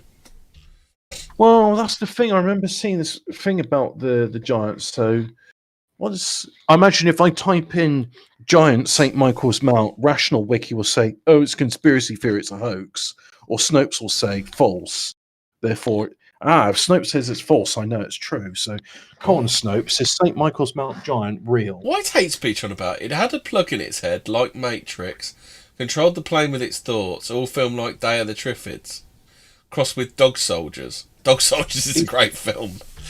He's talking about Chimera, the 1980s TV series, BBC. Ah, right, okay. It was ITV, I think.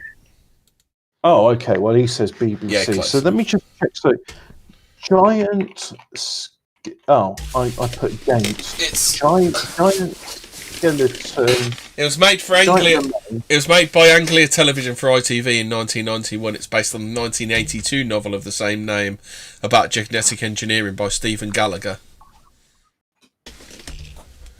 St. Michael's Mount has got Jack the Giant Killer. Oh, if you do want to find it now, it was later re-edited for release in the United States and retitled Monkey Boy. Monkey Boy. Monkey Boy. Oh, do you remember Monkey? Ah, that was a good show. That was a proper show, that was. Was Trippy Tucker a bird or a geezer? Could never work it out, really. Yeah. Looked very effeminate. Looked very, very effeminate. Well, I'd say it's a bird because I give her one.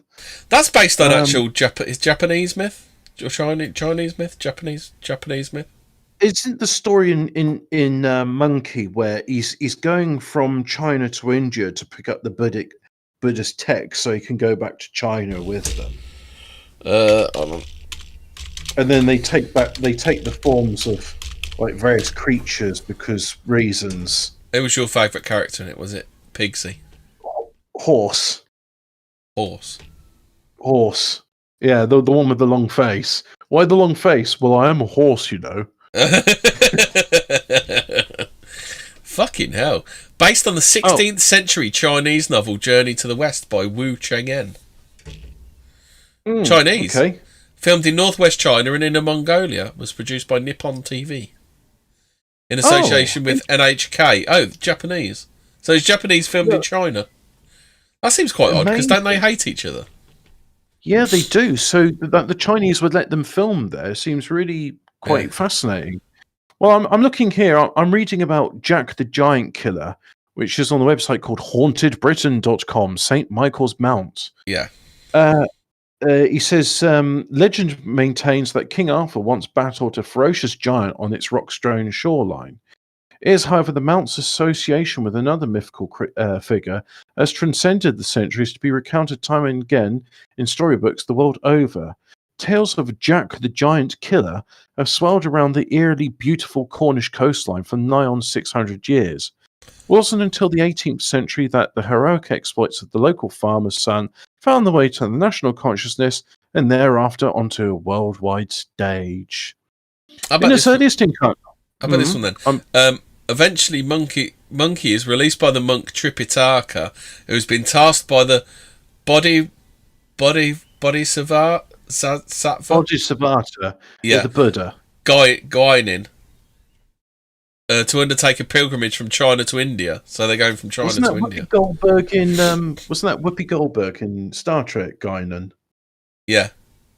Well, it's Guanyin. Guanyin. Bosatsu. You go to India, you get me Buddhist texts, then we bring them back. Sandy was a water monster, an ex-cannibal expelled from heaven after his interference caused Heaven's Jade's Emperor's precious jade cup to be broken. And Pigsy, who's a pig monster consumed with lust and gluttony, who was expelled from heaven after harassing the star Princess Vega, the Jade Emperor's mistress, for a kiss. Hate speech tells me giants are simply biologically impossible. Bones cannot support the weight. They simply don't scale up. That's why elephants and giraffes don't exist. Or Andre the Giant. Yeah. So, but here we go. Or dinosaurs. Or dinosaurs. Well, dinosaurs are a hoax, according to the chat. So dinosaurs are a hoax by the devil.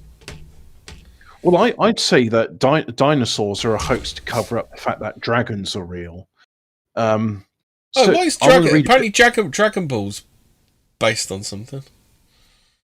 I never got enough into Dragon Ball to read. I mean, the thing is, I remember one episode was literally just a quest to go and get a cup of tea because, like, Vegeta runs out of PG tips or something.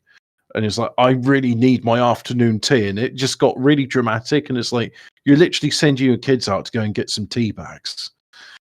So, giants are simply biologically impossible. Bones cannot support the weight. They simply don't scale up. Hemi, I said that just a minute ago. Yeah. Can't you see I'm a bit distracted? I don't know what it is. I'm not feeling it tonight, Hobbit. I know. Well, you are tired, but you're not emotional. I'm not tired. I'm not Geralt tired. You're tired, but not emotional. Tired, but not emotional. So, I'm going to read you a bit more about Jack the Giant Killer. In his earliest incarnation, Jack was a popular folk hero who came to St. Michael's Mount. So is Jack and the Beanstalk, is that based on Anglo then, is it? Well, it's based in Cornish, my lover. So Jack was a popular folk hero who came to St. Michael's Mount to rid the mainland from the scourge of a wild and unruly giant named Camoran. The hideous creature, whose fierce and savage aspect was the terror of the district, was 18 feet tall and 3 yards round. Each night he would leave his gloomy lair upon the rock and wade across the bay to plunder the cattle of his mainland neighbours. But one evening Jack swam up to the sea, to the mount, and dug a deep pit, which he covered with bracken, sticks and earth. The trap set, he waited for dawn to break, and then blew loudly on his horn to rouse the sleeping colossus, who raced angrily towards him, thundering as he came, "You saucy villain, you shall pay dearly for breaking my rest. I shall broil you for my breakfast." Moments later, the ground gave way, and the astonished Camoran tumbled headlong into the pit, where Jack finished him. It sounds Welsh, or is that Cornish? Cornish, Welsh, same difference, isn't it? Yeah. So, where Jack finished him by sinking a pickaxe into his skull. Nice. When the Justice of Cornwall heard of the giant's defeat, based on Leninpeld. Which one killed which one with the ice pick? Was it? I don't remember. Trotsky killed Lenin with an ice pick, did he? Ask chats. Yeah, chat. Who killed who with an ice pick? Not yet. Hey, Tactical Joy says that the giants would be lumbering and dumb because of low brain oxygenation. I mean, elephants seem to be doing all right. I mean, they seem to be quite. Stalin killed Trotsky. There we go. Stalin killed Trotsky with an ice pick. Based on Stalin build. So the Stalin build then. So the justices of Cornwall heard of the giant's defeat. They sent for the brave lad and declared from that day forth he be known as Jack the Giant Killer. They also presented him with a sword and a belt on which Did Jack was have his inscribed... Weetabix before that? Well, we shall find out. And a belt which was inscribed in gold lettering. This is the valiant Cornish man who slew the giant Cormoran. Thereafter, Jack's adventures took him far and wide. En route for Wales, he killed 2 more giants who wished to avenge Cormoran's death. Later, he became a Trotsky had it come in according to my speech. Yeah, well, he did. No lies detected. Later, he became a devoted servant to King Arthur's son, and while seeking food for his hungry master, tricked another giant into giving him 4 magical possessions: a sword that could cut through anything, a coat that rendered him invisible. Why didn't they give him that before he fought the giant? Oh, well, you see, this is it. This is a sword that he got from the giant. Oh, we've got this giant. We've got this giant. However, will we kill it? I don't know. I'll build a pit. Oh, look what I've just found. I'm rummaging about. Well, to be fair, I mean, he was able to defeat the giant with using a conventional pickaxe, but a sword that cuts for anything will probably come in handy. So, in addition, put it in a scabbard. That's a good question. How do you put it? You need a scabbard that can't be cut by the sword. You wouldn't want it to go too near the old belt, would you? Otherwise, your trousers would be on the floor, wouldn't they? Oh yeah. So I don't think he's thought this through. I think he needs to put that sword away and stop using it before something happens. So in addition to this, he also got a toaster and a cuddly toy, and a cap that made him all-knowing, and a pair of shoes that enabled him to outrun anyone or anything. Suitably armed. Should have given him this stuff before he fought the giant. Well, again, you see, he. Let me repeat this bit here. He became a devoted servant to King Arthur's son, and while seeking food for his hungry master, tricked another giant into giving him 4 magical possessions. So the giant had all these things, and he just sort of tricked him and says, "Hey, you know those things you got? Yeah, give them to me. All right." Oh, bet you a fiver I can't make you turn your hand over. Do you remember that with Frank Paul's Norses? Yeah, that's a pretty good one. Though I bet you all the magical possessions you got. I can make you turn your hands over. That's it. Do you know what I'm going to do? I'm not going to answer that one. So people have to go and watch Only Fools and Horses and find out for themselves. I mean, it is a thing, right? So they're saying, suitably armed, he was able to lift the spell that an evil magician had cast over a beautiful princess, no names given, whom the prince wished to marry. He was rewarded by being made a knight of the Round Table. So Jack was the giant killer. In which capacity Arthur set him the task of ridding Wales of the many giants that were terrorizing the country. So begun Jack's most famous encounter as he was there a nest of them somewhere? Yeah. I mean, well, this is the thing. I mean, the giants built Stonehenge, right? So it's just like, yeah, well, we got enough stone circles, mate. So now I'm going to slay you. That's it. So began Jack's most famous encounter as he pitted his weights against the ferocious 2-headed giant called Funday, who had sworn vengeance. That is a Welsh name, that Funday. Boy, who had sworn vengeance for the slaughter of his 8 giants, 8 dragons, 8 will-o-wisps, simple as. Oh, do you remember Will-o'-the-Wisp? Narrated by, what's his name, Kenneth Williams? Do you remember that? The baddie was an evil television. Do you remember that? Oh, no, I do not remember that. Do you not remember Will-o'-the-Wisp? I mean, I've heard of Will-o'-the-Wisps. They're like a forest spirit, aren't they? No, there used to be a kids' programme called Will-o'-the-Wisp. Yeah. Oh, there you go. I'll have to. Tactical Droid says Attack on Titan was British all along. Well, like many good Japanese cartoons, it's all based on British folklore. Yeah. So here we go. Apart from Ulysses 31, that's based on the. Is it the Odyssey or the Iliad? Ulysses is from the Iliad. No, it's the Odyssey, isn't it? Because it's. Yeah, no, it is the Iliad. No, you are right. It is the Iliad because it's Ulysses. Because in the Odyssey, there's no curse that turns all the men to sleep. Oh yeah, because the Odyssey, it just takes him fucking ages to get back home again, doesn't it? After the Trojan War. Oh, apparently we're bang on it. We're banging it with the facts tonight, aren't we, Hobbit? Yeah, we're good at this. So I'm getting to the good bit of the story of Jack the Giant Killer, and we're almost to the end as well. So bear with me, right? So the Odyssey tactical droid used to watch Ulysses 31. Oh, right, fair enough. Thanks to the coat of invisibility, his savage adversary was unable to see Jack. He could, however, smell his hidden prey, and thus it was from Fundai's lips came what is undoubtedly the most famous utterance of this whole saga. Fee, fi, fo, fum. I smell the blood of an Englishman. Let him be alive or let him be dead, or grind his bones to make my bread. Hang on, he's well. Fee, fi, fo, fum. I smell the blood of a Sassenach.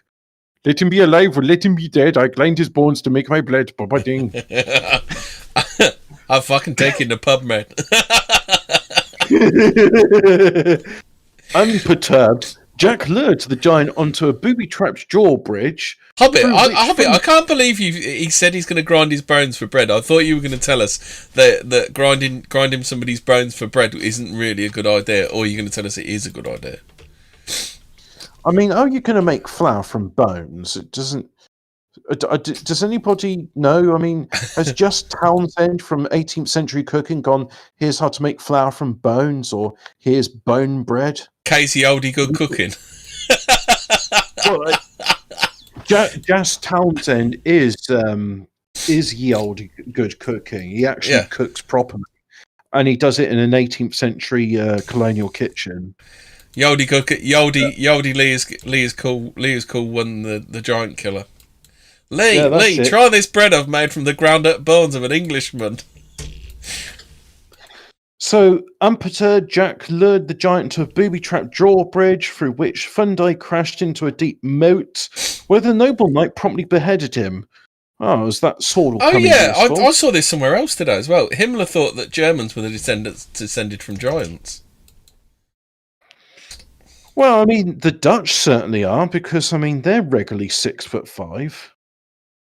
Well, just another reason, you know, we got good form against giants, haven't we? Yeah, that's it. We got a long and proud history of slaying giants. Yeah.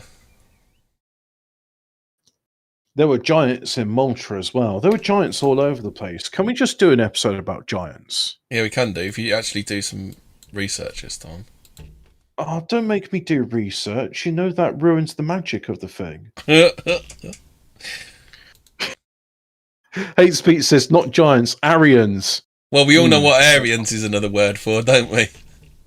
Well, it's Persians, isn't it? Indians, isn't it? I thought. Oh, okay. Well, I mean, Indians? Persia, which is now called Iran. Yeah. Iran is because they call themselves Aryans. Why do they have those slippers with the curly toes on them? Yeah, good question. Someone was telling me what a winkle picker is the other day, because I never heard of winkle picker shoes. Oh, yeah. It was you, was it? Yeah. I was in that conversation. Yeah, that was a good conversation. That I learned about winkle pickers. And I learned about winkle pickers because of something. Oh God, it was Mothman. It was the Mothman episode, winkle pickers, because the Mothman had winkle pickers on, didn't they? Yeah. It's like, what on earth's a winkle picker? Yeah. Oh. Fun time. Don't forget to go into the back catalogue, kids. Hey, here we go. Tactical droid with his, Romanian dragons are better than British dragons, as I called Balors, and they have more than one head and bleed gold. Throw the jewel down the well. So my people can be free. Yeah. You know, the thing is, people say, "Oh, you shouldn't laugh at that story because he's making fun of you." It's like, yeah, but the song's still true. Yeah. I mean, just because he sung it doesn't mean it's lies. Yeah, and the best lie always is a bit of truth from the heart. No, from Atlantis. I don't know what's going on in chat. Oh, the chat seemed to disagree with our stance on giants. Kick V. So giant.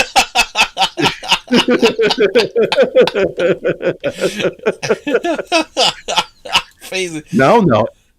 Sargon's monkey butler's in chat. Oh God, Sargon's Renfield. Yeah, let's be culturally appropriate here. Monkey butler. What's that from? Is that from The Simpsons? Is it the monkey butler? I don't know where Monkey Butler comes from, but I just imagine V is to be a sort of Renfield type character. Yeah.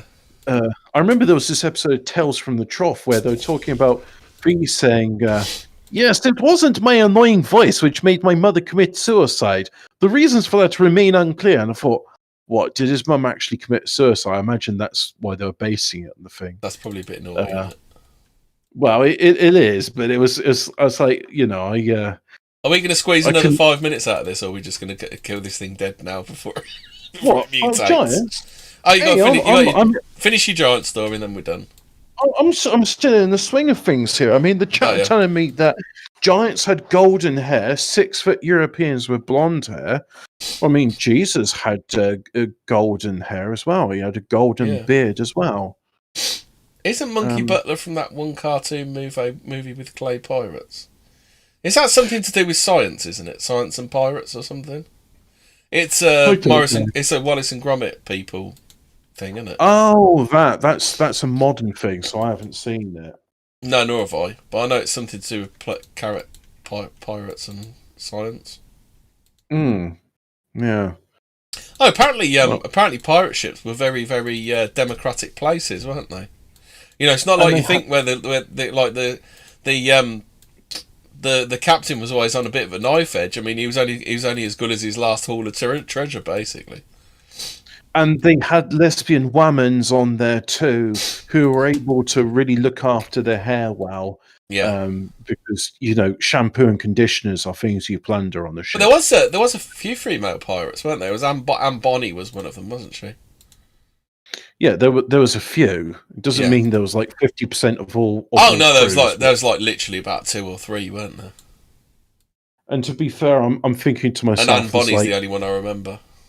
Yeah, it's just let's face it, she was the ship's whore. Probably slept her way to the top, didn't she? Yeah. I mean, that's why I like the Judge Dredd film, because at least in that one with Mama, they explain that she was a whore who got a face cut. Yeah. So she killed her pimp and then through ruthlessness rose to the top. Yeah. And I'm like, you know what? That's a believable story about a woman. I can actually believe that story. Yeah. So yeah. Except for the whole working her way to the top bit. Well, yeah, because I'm thinking, why wouldn't a man just kill or rape her or something? Yeah. Because the men she was working with weren't particularly nice. It was believable enough. The only bit I disliked in that film was the minigun scene. I'm shoplifting at Asda. See you later, guys. I love our chat, don't you? Our chat's the best chat. Fuck me, the Mongols/Asians refers to as giants with golden hair, i.e. Europeans 6 foot with golden hair, i.e. Aryans. Yeah. There you go. I mean, we were giants. We are giants in terms of what we have done to this world. I just accidentally deleted hate speech message. I don't know why. Whoops. Never mind. He said not actual fucking giants, lol. Well, there you go. So, thank you very much for joining us on yet another exciting episode of Fortean Words. Yeah. And is that what you're going to start? You're going to start calling it Unexplained Mysteries instead now, are you, Hobbit? Now you've got your head around the fact that we're not 14 times. You're going to call it something else entirely. No, we are Unexplained Words, and we hope we have left you with more questions than answers. Rob Calvert says Mongol birds soar under our kilts, ergo giants. Rob Calvert, you should know. You should know, Rob Calvert. You should know better, because a big pee-pee is bestial. That is true. The Greeks knew this. Yeah. That's why all civilized men have got small pee-pees. Yes. Yeah. Right, so that's us done. Yeah. For another